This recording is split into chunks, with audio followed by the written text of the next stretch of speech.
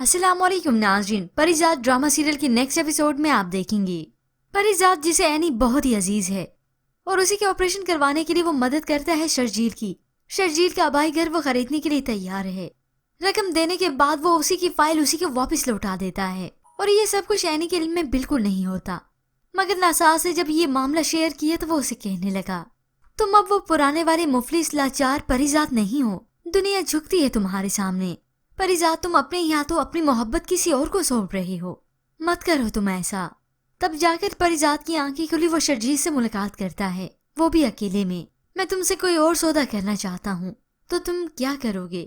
تبھی وہ کہنے لگے اس مکان سے زیادہ قیمتی میرے پاس اور کوئی چیز نہیں۔ اب اس ایپیسوڈ کا ٹوسٹ ہی رہے گا، پریزاد یہ سن کر پیچھے ہٹ جائے گا، مگر اس کا ضمیر بار بار اسے اکسائے گا کہ وہ اینی کو پالے، اسے حاصل کر لے، مگر وہ اینی کی خوشیوں کا بھی گلا گھونٹنا نہیں چاہتا۔